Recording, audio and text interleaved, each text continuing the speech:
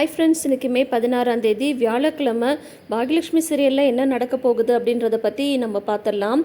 நம்ம ஆல்ரெடி நேற்றே இன்ஃபார்ம் பண்ணியிருந்தோம். கோபி ஒரு பெரிய ட்ராமாவுக்கு ரெடி ஆகிட்டாரு அப்படின்னு சொல்லிட்டு. அந்த ட்ராமாவை இன்றைக்கி பார்த்திங்கன்னா அரங்கேற்றம் பண்ணுறாரு. மேலே ராதிகாட்ட சொல்லிட்டு வராங்க, நான் போய் அம்மாவை பார்த்துட்டு வரேன்னு சொல்லிட்டு. கீழே இங்கே கிச்சனில் பார்த்திங்கன்னா தாத்தா, பாக்யா, எழில், செழியல்லாம் பேசிகிட்டு இருக்காங்க. அப்போ பார்த்திங்கன்னா தாத்தா சொல்கிறாரு, இந்த மாதிரி டைவர்ஸ் ஆனதுக்கப்புறம் எங்கள் 2 பேரையுமே இந்த வீட்டில் இருக்கக்கூடாதுன்னு நீ சொன்னால் நாங்கள் கிளம்பி தானே ஆகணும் அப்படின்ற மாதிரி சொல்கிறாரு தாத்தா. என்னம்மாம்மா நீங்கள் இப்படியெல்லாம் பேசுகிறீங்க அப்படின்னு சொல்கிறாங்க. உடனே செழியன் சொல்கிறாங்க, தாத்தா நீங்கள் எங்களோட தாத்தா பாட்டி, அவரோட அப்பா அம்மான்றதெல்லாம் அப்புறம் தான் அப்படின்ற மாதிரி செழியன் சொல்கிறாங்க.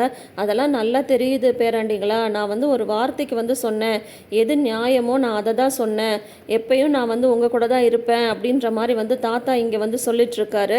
அப்புறம் பாக்யா சொல்கிறாங்க, நீங்கள் விளையாட்டு கூட அந்த மாதிரிலாம் சொல்லாதீங்க மாமா, அப்படியெல்லாம் நீங்கள் சொன்னீங்கன்னா என்னால் தாங்கவே முடியாது, இது நம்ம வீடு அப்படின்ற மாதிரி சொல்கிறாங்க. ஆமாம்மா, இது நம்ம வீடு, இதில் நம்ம மட்டும்தான் இருக்கணும். அவன் அதுதான் நம்மலாம் வேணான்னு சொல்லிட்டு அவன் போயிட்டான்ல, அவன் இதுக்கு மேலே இங்கே இருக்க வேணாம், அவன் வெளியில் போயிட்டு அவனுக்கு பிடிச்ச வாழ்க்கை அது என்னவோ அவன் என்னவோ பண்ணிட்டு போகிறான், வாழ்ந்துட்டு போகிறான், நம்ம வாழ்க்கையை நம்ம நிம்மதியாக பார்க்கலாம் அப்படின்ற மாதிரி சொல்லிட்டுருக்காங்க. சீக்கிரம் அவன் கிளம்பிட்டா சரிதான் அப்படின்ற மாதிரி தாத்தா சொல்லிட்டுருக்காங்க. இவர் கீழே அப்படியே வராரு, அப்படியே ஒரே ஃபீலிங் நடிப்போட வராரு. பார்த்தா பாட்டி ஃபீல் பண்ணிவிட்டு உக்காந்துட்ருக்காங்க ரூமில். பார்த்துட்டு உடனே போயிட்டு பாட்டி ரூம் கதவை சாத்திட்டு ஆக்டிங்கை ஸ்டார்ட் பண்ணுறாரு. அம்மா, நான் கிளம்புறேம்மா அப்படின்ற மாதிரி சொல்கிறாங்க. உடனே சரிடா கிளம்பு அப்படின்ற மாதிரி பாட்டி டக்குன்னு சொல்லிடுறாங்க. அப்போ நான் இங்கேருந்து போகிறதுல உங்களுக்கு கொஞ்சம் கூட வருத்தமாகவே இல்லையாம்மா? நான் என்னம்மா தப்பு பண்ணேன், நான் என்ன தப்பு பண்ணேன், நீங்கள் கூப்பிட்டீங்கன்னு சொல்லிட்டு தானே நான் இங்கே வந்தேன் அப்படின்ற மாதிரி உடனே அழுதுகிட்டு ஒரே நடிப்பு தான். உடனே பார்த்தீங்கன்னா பாட்டி சொல்கிறாங்க, ஆமாடா அதுக்கு என்ன பண்ணுறது, அதுக்காக இங்கே இல்லாத வேலையெல்லாம் நீ பண்ணி வச்சுருக்க, அசிங்க பிடிச்சதா, அதுக்கப்புறம் நான் என்ன பண்ண முடியும், இங்கேருந்து நீ கிளம்பி போக வேண்டியதுதான் அப்படின்ற மாதிரி சொல்கிறாங்க.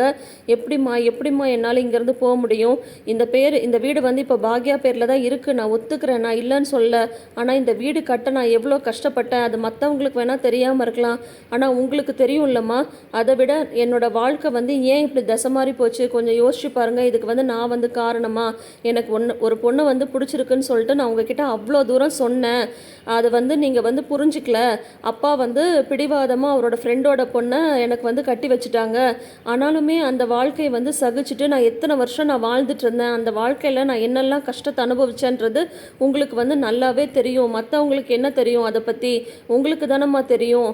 ஆனால் என்னதான் நான் பாக்யா கூட பிடிக்காமல் வாழ்ந்துட்டு இருந்தாலும் உங்களை, அப்பாவை, பசங்களை எல்லாருக்குமே நான் நல்லா தானே பார்த்துக்கிட்டேன். ஒரு பையனா என்னோட கடமையை, ஒரு அப்பாவை என்னோட கடமையை நான் கரெக்டாக செஞ்சுட்டு தானே இருந்தேன். ஏன் இப்போ கூட எழில் செழியன் விஷயத்துலலாம் பிரச்சனைலாம் வந்தப்போ அவங்களுக்காக நான் நின்னல, ஆனால் அதெல்லாம் அவங்க கொஞ்சம் கூட நினச்சி பார்க்காம இந்த எழில் என்னை வீட்டை விட்டு வெளியே போன்னு சொல்கிறான். எப்போவுமே எழில் அவங்க அம்மா கூட தான் நிற்பான், அவன் எப்போவுமே அம்மா பிள்ளை, அதை கூட விடுங்க. ஆனால் இந்த செழியன் இனியாலாம் பாருங்கள், அவங்களுமே இன்றைக்கி என்னை வெளியில் போக சொல்லிட்டாங்க.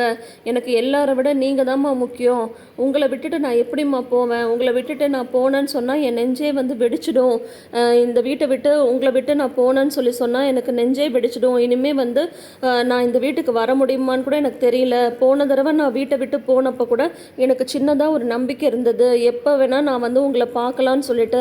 ஆனால் இப்போ பார்த்தீங்கன்னா எனக்கு அந்த நம்பிக்கையே இல்லை. கண்டிப்பாக நான் உங்களை பார்க்கணுன்னு வந்தாலும் இவங்க இருக்கிறவங்கெல்லாம் கண்டிப்பாக பார்க்க விட மாட்டாங்க. உங்களை பார்க்காம இருந்தால் நான் சத்தியமாக சொல்கிறேம்மா, நான் நெஞ்சு வெடித்து செத்துடுவேன் அப்படின்ட்டு அதையே 2-3 தடவை சொல்கிறாங்க. உடனே இந்த ஈஸ்வரி பாட்டிக்கு அப்படியே உருகி போயிடுது. டே ஏன்டா அப்படியெல்லாம் சொல்கிற, அதெல்லாம் பார்க்கலாம், நீ உன்னை பார்க்கணுன்னு சொல்லி இருந்தால் சொல்லு, நான் உன்னை பார்த்துட்டு வரேன் அப்படின்னு பாட்டி சொல்கிறாங்க.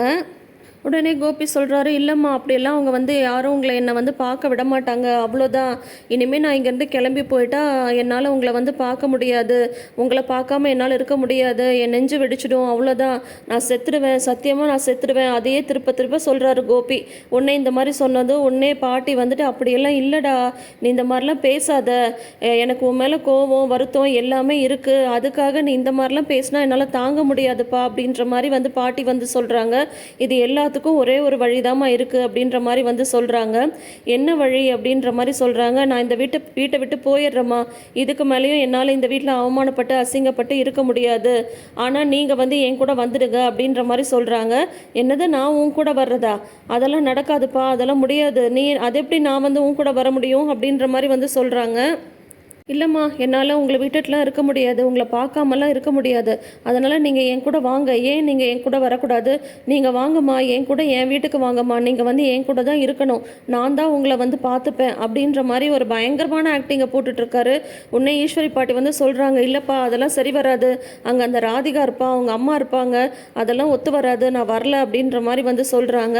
அவங்கெல்லாம் இருந்தால் என்னம்மா, அவள் வந்து அவங்க அம்மா கூட இருக்கிற மாதிரி நான் எங்கள் அம்மா கூட இருக்க போகிறேன், அதெல்லாம் எந்த பிரச்சனையும் வராது, நீங்கள் என் கூட வந்து தான் ஆகணுமா, ப்ளீஸ்மான்னு சொல்லிட்டு அப்படியே அழறாங்க பயங்கரமாக. உடனே பாட்டி வந்து என்னடா இப்படி சொல்கிற, அது சரி வராதுடா, சொன்னால் புரிஞ்சுக்கோ அப்படின்ற மாதிரி சொல்கிறாங்க. இல்லைம்மா, என் மேலே சத்தியம், நீங்கள் வந்தே தான் ஆகணும், நீங்கள் என் கூட வரலன்னா அவ்வளோதான், நான் சத்தியமாக இன்றைக்கே இறந்துடுவேன் அப்படின்ற மாதிரி வந்து சொல்கிறாங்க. உடனே பாட்டி வேறு வழியே இல்லாமல் சரிப்பா நான் வரேன் உன் கூட அப்படின்ற மாதிரி வந்து சொல்கிறாங்க. நிஜமாக வருவீங்களம்மா அப்படின்ற மாதிரி வந்து சொல்கிறாங்க. வரேன்டா, நீ இந்த மாதிரி வந்து இறந்துடுவேன்னு சொல்லும் போது என்னால் எப்படா தாங்கிக்க முடியும், நான் கண்டிப்பாக வரேன் அப்படின்ற மாதிரி சொல்லிடுறாங்க. அப்பா, நினச்சது நடந்துருச்சு அப்படின்னு சொல்லிட்டு உடனே சரிம்மா நான் மேலே போய் எல்லாத்தையும் பேக் பண்ணி எடுத்துகிட்டு வரேம்மா, நம்ம வந்து கிளம்பிடலாமா அப்படின்ற மாதிரி சொல்லிட்டு உடனே வெளியில் வராரு. இங்கே வந்து பார்த்தீங்கன்னா எழிலும் பாக்யாவும் நார்மலாக வந்து டைனிங் ஹாலில் உட்காந்து பேசிகிட்டு இருக்காங்க. சோஷியல் மீடியாவில் வந்து ஒரு மெசேஜை பார்த்துட்டு சிரிச்சிட்டு இருக்காங்க. உடனே கோபி வந்து வராங்க. என்னை வந்து அசிங்கப்படுத்திட்டு இப்போ உட்காந்து சிரிச்சிட்டு இருக்கீங்களா அப்படின்னு சொல்லிட்டு உடனே வராரு. வந்துட்டு என்னை வந்து அசிங்கப்படுத்தியாச்சு, ஜெயிச்சாச்சுன்னு நினச்சிட்டு உட்காந்து சிரிச்சிட்ருக்கியா அப்படின்ற மாதிரி வந்து சொல்கிறாங்க. இவங்க வந்து பேசாமல் இருக்காங்க. பாக்யாவும் எழிலும், ஏண்டா நீ எல்லாம் ஒரு மனுஷனா, உனக்கு கொஞ்சமாவது நன்றின்றது ஒன்றாவது இருக்கா? உனக்கு எவ்வளோ பெரிய பிரச்சனை வந்தது, அவன் யாரவன், அவன் பேர் என்ன, கணேஷ், அவன் வந்து என்னெல்லாம் பிரச்சனை பண்ணான், அப்போ உனக்காக சப்போர்ட்டாக நான் நின்னனா இல்லையா? அதெல்லாம் மறந்துட்டு இப்போ வந்து உங்கள் அம்மா கூட சேர்ந்துட்டு என்னை வீட்டை விட்டு வெளியே போன்னு சொல்கிற, உனக்கெல்லாம் கொஞ்சமாவது நன்றி இருக்கா அப்படின்ற மாதிரி வந்து கேட்குறாங்க. சும்மா என்ன இந்த மாதிரி பேசிட்டு இருக்கீங்க, அப்போ நீங்கள் என் சைடு நின்னீங்க, நான் இல்லைன்னு சொல்லலை, ஒரு அப்பாவா உங்களோட கடமையை வந்து நீங்கள் செஞ்சீங்க, எந்த ஒரு அப்பாவும் செஞ்ச கடமையை வந்து சொல்லி காட்ட மாட்டாங்க, ஆனால் நீங்கள் அதையும் பண்ணுவீங்க, இருக்கிறதுல என்னெல்லாம் கேவலமான வேலை இருக்கோ அது எல்லாமே பண்ணுவீங்க அப்படின்ற மாதிரி எழில் வந்து சொல்கிறாங்க.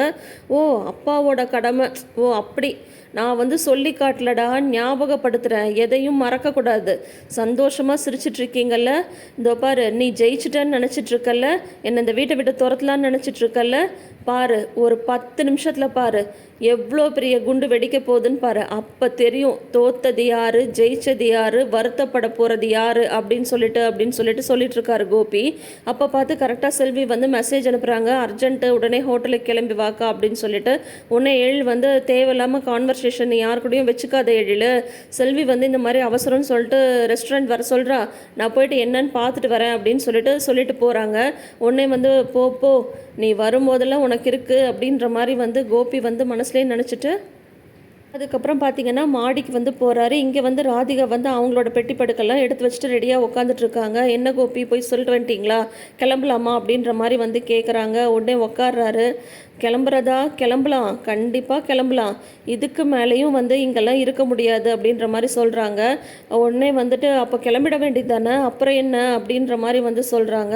ஆனால் நம்ம மட்டும் கிளம்ப போகிறது கிடையாது அப்படின்ற மாதிரி சொல்கிறாங்க. அப்புறம் நம்ம மட்டும் கிளம்பாமல் மறுபடியும் இங்கே இருக்க போகிறீங்களா அப்படின்ற மாதிரி வந்து சொல்கிறாங்க. நான் வந்து மறுபடியும் இங்கே இருக்க போகிறேன்னு சொல்லவே இல்லை, இங்கே இவ்வளோ தூரம் அசிங்கப்பட்டுட்டுலாம் இனிமேல் என்னால் இங்கே இருக்க முடியாது, ஆனால் நம்ம கிளம்பும் போது நம்மளோட இன்னொருத்தரும் வராங்க அப்படின்ற மாதிரி சொல்கிறாங்க. இன்னொருத்தர் வராங்களா, யார் வராங்க அப்படின்ற மாதிரி கேட்குறாங்க ராதிகா. உடனே வந்து கோபி வந்து சொல்கிறாங்க, அம்மா வராங்க நம்மளோட அப்படின்றாங்க. வாட், உங்கள் அம்மாவா அப்படின்ற மாதிரி சொல்கிறாங்க. ஆமாம், எங்கள் அம்மா தான், அம்மா வந்து என் கூட வரேன்னு ஒத்துக்கிட்டாங்க, இனி இருக்கு பாரு இந்த பாக்யலட்சுமிக்கு எவ்வளோ பெரிய குண்டு வெடிக்க போகுது பாரு இன்னும் ஒரு 5 நிமிஷத்தில் அப்படின்ற மாதிரி வந்து சொல்கிறாங்க கோபி. என்ன கோபி விளையாடுறீங்களா? அவங்க எப்படி வந்து நம்மளோட இருக்க முடியும்? அவங்களுக்கும் எனக்குள்ள செட் ஆகாது. ஏற்கனவே என்னை கண்டா அவங்களுக்கு பிடிக்காது. எங்கள் அம்மாவை கண்டா பிடிக்காது. நான் ப்ரெக்னெண்ட்டாக இருக்கிறது வேற அவங்களுக்கு பிடிக்கல.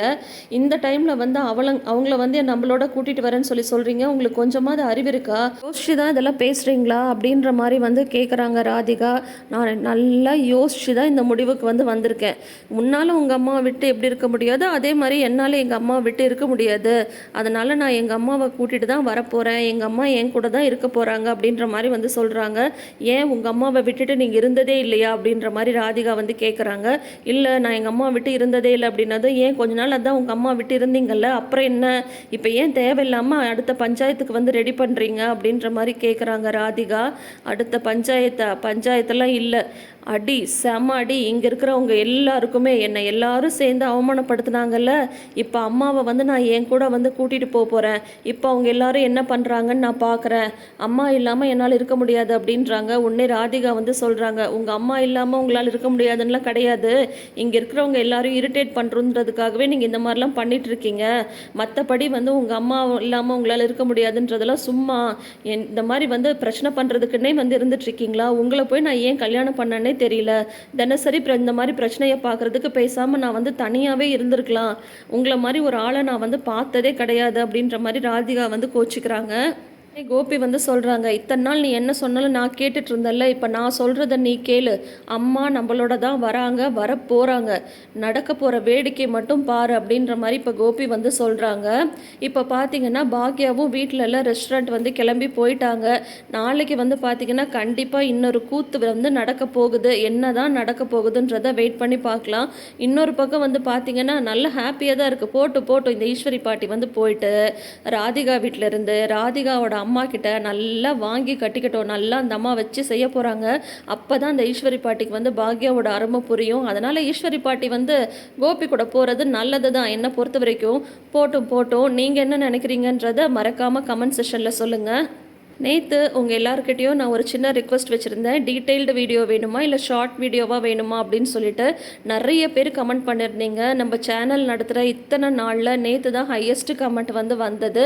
எல்லாருமே வந்து டீட்டெயில்டு வீடியோ தான் கேட்டிருக்கீங்க. ஸோ அதனால தான் உங்கள் விருப்பப்படியே டீட்டெயில்டு வீடியோவே போடலாம் அப்படின்ற மாதிரி நானுமே முடிவு பண்ணியிருக்கேன். உங்கள் எல்லாரோட சப்போர்ட்டுக்கும் ரொம்ப ரொம்ப தேங்க்ஸ் ஃப்ரெண்ட்ஸ். உங்களோட சப்போர்ட் தான் மேலும் மேலே என்னை வந்து ஊக்கப்படுத்தும். ஸோ தொடர்ந்து சப்போர்ட் பண்ணுங்கள். நம்ம சேனலை இன்னும் சப்ஸ்கிரைப் பண்ணாதவங்க சப்ஸ்கிரைப் பண்ணிவிட்டு நோட்டிஃபிகேஷன் பெல் ஐக்கானில் ஆல் சிம்பிளை கிளிக் பண்ணிக்கோங்க. தேங்க்யூ.